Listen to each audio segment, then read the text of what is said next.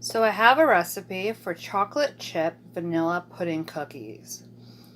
I'm going to change it up a bit, take out the chips, put in walnuts, and instead of vanilla pudding, use chocolate pudding.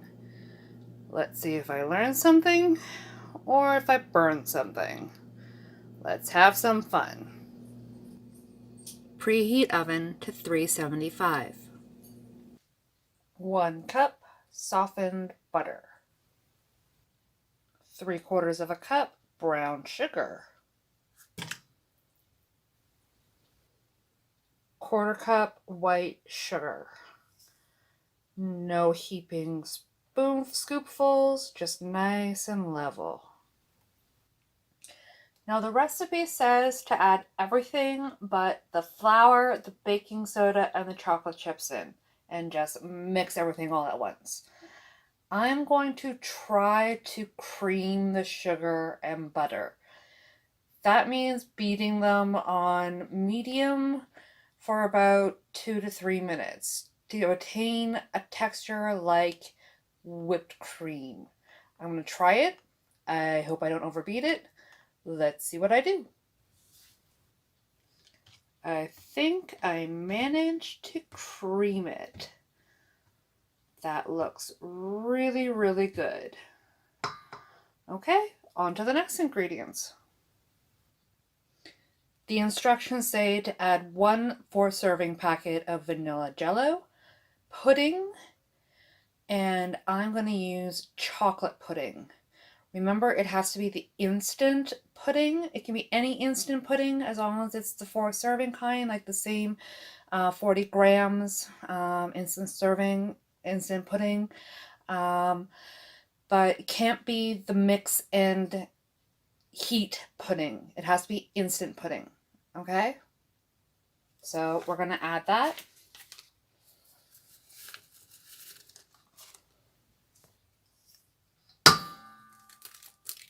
Eggs.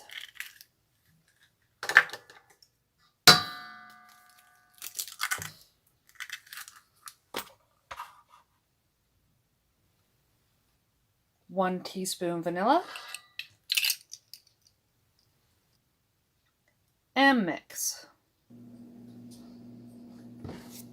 That looks nice and mixed.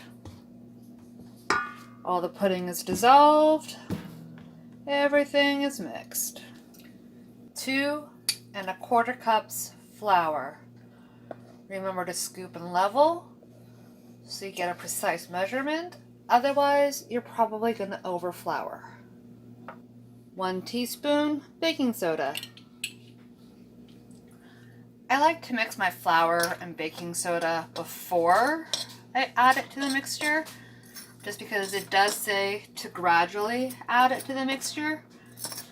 And because this way I do like to gradually add to mixtures, because that way I can see if I overfloured. And if I did, I don't add as much, right? Makes sense. This is when my OCD part comes out.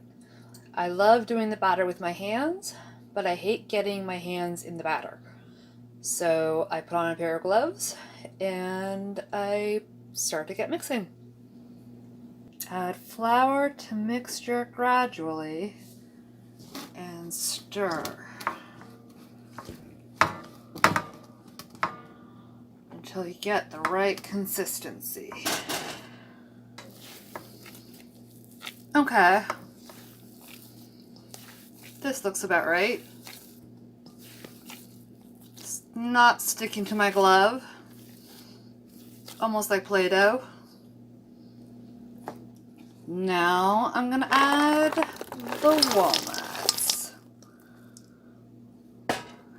And fold them in. This is going to be a treat. Okay, so that looks just about done. On to the next steps. Now get some parchment paper, a pair of scissors, and cut sheets to fit the size of your trays. I'm going to use my trusty medium-sized cookie scoop, but you can use a tablespoon if you don't have one. Scoop from batter onto tray, about 2 inches apart.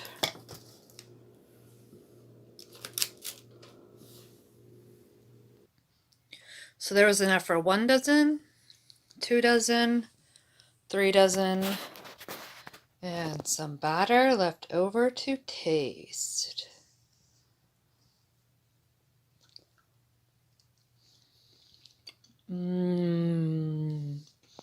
Puddingy. Put them in and set a timer for 8 to 10 minutes. You do not want to over bake these, so be very, very careful. Take out when alarm goes off. The cookies aren't going to look done, but they are done. Don't let them overcook.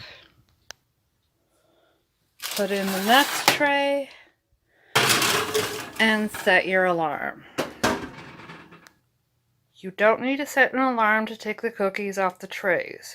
They're supposed to keep cooking on the trays, so leave them on.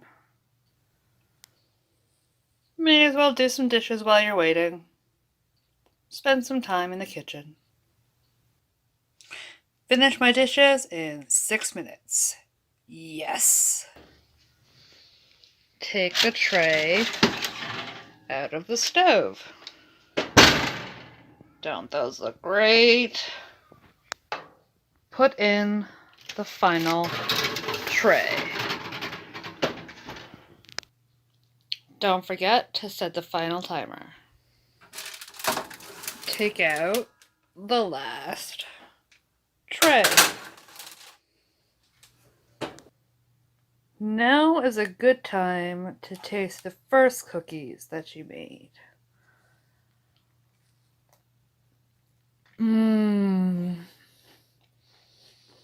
The bottoms are kind of crispy. The walnuts add a nice crunch. The pudding makes it nice and soft. Would very much recommend this recipe to do again. Very, very good.